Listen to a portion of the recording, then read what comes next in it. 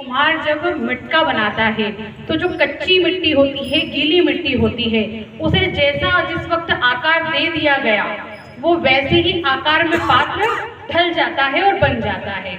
अब उसके बाद आपने जब उसे पका दिया और पकाने के बाद यदि कुम्हार स्वयं भी सोचे कि मैं इस अपनी कृति को या इस आकृति को बदल दूं, जैसे मैंने मटका बनाया है अब मैं सोचूं इसे सुराही बना दूं, तो क्या संभव है? वो नहीं संभव है। और वास्तविकता में वर्तमान समय में जो माता पिता के द्वारा जो भूल हो रही है वो यही हो रही है।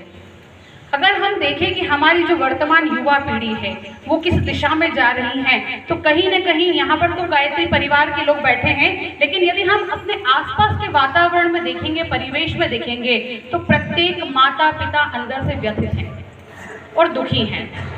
क्यों? क्योंकि वास्तविकता में हमने हमारी ये जो नई पीढ़ी थी जिससे हमारे नए युग के निर्माण के स्वप्न को हम साकार करने की बात करते थे, वो पीढ़ी अभी वर्तमान समय में जिस रास्ते की ओर अग्रसर है वो कहीं ना कहीं गलत रास्ता है। टीवी, मोबाइल, इंटरनेट, मीडिया, ये जिस चीज़ों ने बच्चों को घेर रखा है, तो वास्तविकता में वो बच्चों को जो माहौल मिल रहा है वो कहीं ना कहीं एक अच्छे उद्देश्य का नहीं है। आजकल बच्चों के अगर आप देखें तो उनके आइडियल हम कहें तो पहले हमारे आइडियल कहीं ना कहीं शिवाजी हुआ करते थे, जीजाबाई होती थी, रानी लक्ष्मीबाई होती थी, रविंद्रनाथ टैगोर थे, विवेकानंद थे। आजकल हम बच्चों से, युवा होती पीढ़ी, हम स्कूलों में जब जाते हैं तो हम युवा पीढ़ी से पूछते हैं तो वो हमें कहीं किसी यूट्यूबर का नाम लेकर के बताते हैं कि वैसा बनना है, किसी हीरो का नाम लेकर के, हीरोइन का नाम लेकर के कहते हैं हमको भी ये बनना है। तो ये जो पीढ़ी कहीं ना कहीं भटक गई, और अब यदि माता पिता सोचें कि इस कृति को बदल करके अब हम इसे अच्छे संस्कारित बच्चे के रूप में इसका निर्माण कर दें तो वो संभव नहीं है। और वहीं पर आकर के माता पिता जो है हताश हो जाते हैं और अपने भाग्य का रोना शुरू कर देते हैं कि कहीं ना कहीं हमारे भाग्य का कहीं दोष हो गया। लेकिन यदि हम कहें कि ये दोष हमारे भाग्य का नहीं हुआ, ये दोष हमारे परिवार के उस वातावरण का हो गया कि जिस वक्त वो बच्चा निर्माण कार्य में था, जिस वक्त वो कृति निर्माण ले रही थी, जिस वक्त वो मटके को घड़ा जा रहा था, वो दोष हमारा जो उस वक्त हो गया वो हो गया। अब वो जो आकृति हमारे सामने है ये उस आकृति का दोष नहीं है, ये हमारा दोष है कि उस वक्त हमें जो ध्यान देने की आवश्यकता थी, हमें उस कलाकृति को, उस ईश्वर के उस अंश को जिस आकार में ढालने की आवश्यकता थी, वहां हमसे चूक हो गई।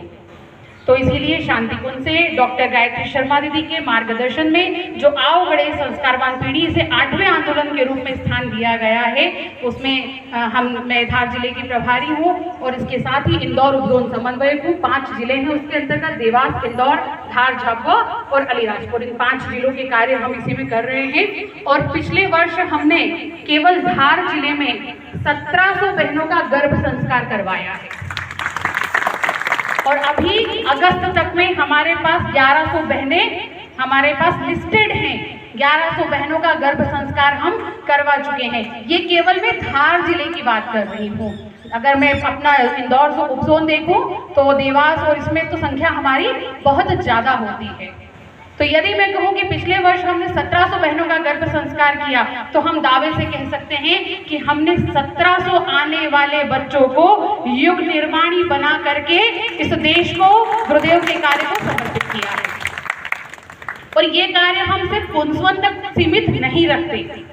परम पूज्य गुरुदेव ने तो 16 संस्कारों में पुंसवन संस्कार कई वर्षों से हम लोग करते आ रहे हैं, लेकिन हम वहां पर सिर्फ शक्तिपीठ पर या घर जाकर के उसे पुंसवन संस्कार करवा करके इतिश्री नहीं करते। हम उन बहनों के बकायदा नंबर लेते हैं, उनका व्हाट्सएप नंबर लेते हैं और व्हाट्सएप के माध्यम से हम उनको एक ग्रुप में जोड़ते हैं और उस ग्रुप में हम उनको प्रतिदिन कौन सा ध्यान करना है, उनको अपना 9 महीने आचार विचार कैसा रखना है, उन्हें कौन सा संगीत सुनना है, उन्हें अपने बच्चे के साथ किस तरह से गर्भ संवाद करना है, बच्चे को गर्भ में कैसे संस्कारित करना है, ये सारी जानकारी उस ग्रुप के माध्यम से हम बहनों तक पूरे 9 माह पहुंचाते हैं। उनका पीछा हम पूरे 9 माह नहीं छोड़ते, पूरे 9 माह उनके साथ लगे रहते हैं और बराबर समय समय पर हम उन्हें गाइड करते हैं, उनको मार्गदर्शन करते हैं उनका।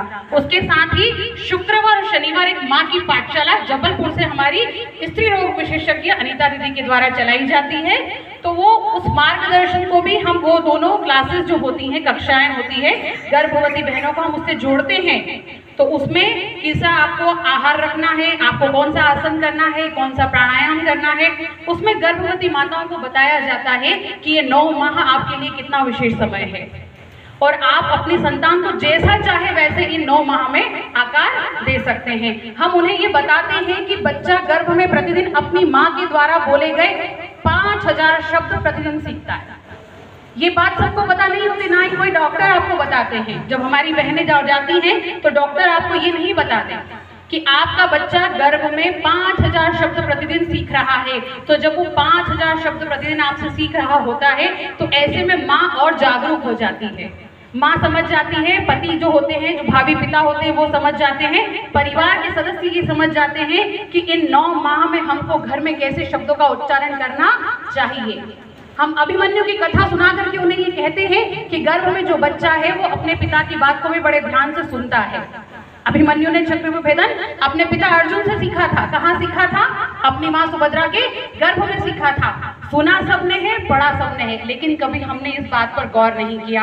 ऐसे में 9 माह में क्या होता है कि कई घर परिवारों में पति के द्वारा पत्नी के साथ अशब्दों का प्रयोग किया जाता है, हिंसात्मक प्रयोग किया जाता है, या सामान्य कलह में भी कहीं न कहीं शब्दों का अच्छा उच्चारण नहीं किया जाता। तो ऐसे में हम भावी पिता को भी जागरूक करते हैं कि यदि अभिमन्यु ने गर्भ में ही अपने पिता से चक्रव्यूह भेदन की शिक्षा ले ली थी तो आपका बच्चा भी गर्भ में अपने पिता से शिक्षा ले रहा है कि उसे क्या सुनना है, क्या समझना है, उसे बाद में इस जीवन में महिलाओं के साथ कैसा व्यवहार करना है, घर में माताओं बहनों के साथ कैसा व्यवहार करना है और किसे कितना सम्मान देना है। तो वास्तविकता में ये जो गर्भ का ये 9 माह का समय होता है ये बहुत विशेष समय होता है और इसमें हमारी जो टीम है, हमारे प्रत्येक क्षेत्रों की टीम की हमारी बहनें कार्य कर रही हैं और बहुत गति से कार्य कर रही हैं। और वर्तमान समय में अब तो ऐसी स्थिति हो गई कि हमारी बहनें कहीं भी यदि किसी गर्भवती माता को देखती हैं तो उन्हें बिल्कुल कहती कि आप एक बार गर्भ संस्कार करवाइए और यदि आप पुंसवन ना भी करवाइए लेकिन हमारे उस ग्रुप से जुड़ जाइए ताकि आपको प्रतिदिन दिनचर्या अपनी कैसे व्यवस्थित करनी है, ताकि आप जो ये बच्चा इस दुनिया में आ रहा है ये केवल एक परिवार की संपत्ति नहीं है, एक परिवार की धरोहर नहीं होती है, ये एक पूरे समाज का एक व्यक्तित्व आप गढ़ रहे हैं, एक पूरे नए देश की नई पीढ़ी को आप गढ़ रहे हैं और एक पूरे युग के नए युग निर्माणी को आप गढ़ रहे हैं। तो बहुत विशेष समय होता है और इससे जुड़ करके आप भी अपने बच्चों को सुसंस्कारित गर्भ में बनाइए। सभी को प्रणाम।